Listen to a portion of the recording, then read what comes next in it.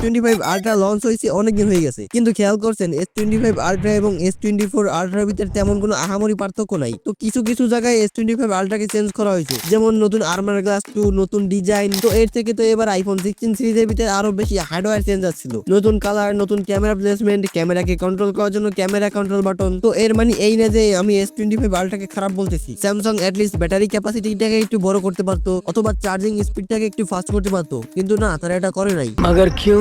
তারা S25 আলট্রার ভিতরে নতুন ফিচারের নামে ইচ্ছে মতো এআই ভরে দিয়েছে। কিন্তু এত এআই ফিচার আমাদের কাজে আসুক বা না আসুক, কিন্তু কোম্পানিগুলো এই এআই ফিচারটাকে অনেক পছন্দ করতেছে। কিন্তু কেন?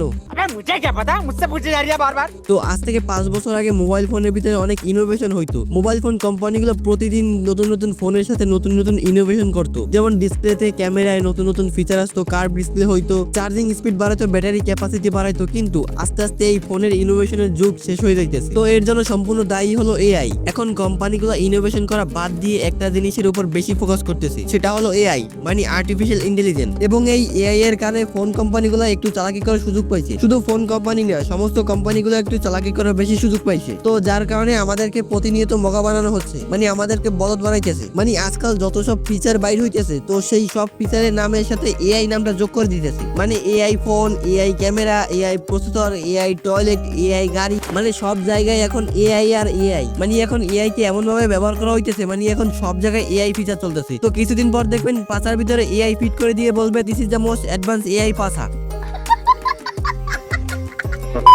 মানে বর্তমানে এই এআই কে দরকারের থেকে বেশি ব্যবহার করে ফেলতেছি। মানে এত এআই ফিচার দিয়ে আমরা কি করব? আর এই মোবাইল কোম্পানিগুলো এই এআই নিয়ে পড়ে আছে। মানে নতুন ফোন লঞ্চ করার সময় নতুন কি ফিচার আছে সেটা নিয়ে কথা বলার থেকে নতুন কি কি এআই ফিচার দিয়েছে সেটা নিয়ে কথা বলে বেশি। তো এর কারণ হচ্ছে তারা নতুন ফোন লঞ্চ করার নামে তারা তো নতুন ফোন দেয় না, তারা নতুন প্যাকেটে পুরনো মাল ধরিয়ে দেয় এবং ওই প্যাকেটের উপরে এআই এর স্টিকার লাগাই দেয়। তারপর আমাদেরকে মগা বানিয়ে বেশি টাকা নিয়ে যায়। কারণ ভাই নতুন ফিচারের নামে তারা শুধু এআই ফিচারই দিতেছে। কারণ বর্তমানে যত সব ফোন বেরিয়েছে, তো সেগুলোর ভিতরে ইনোভেশন বাদ দিয়ে সমস্ত এআই ফিচার ভরে দেওয়া হচ্ছে। কিন্তু এখন কথা হলো, আমাদের এত এআই এর প্রয়োজন না হওয়ার পরও কোম্পানিগুলো আমাদের হাতে এত এআই ফিচার ধরাই দিতেছে কেন? अबे मुझे क्या पता, मुझसे पूछे जा रही है बार बार।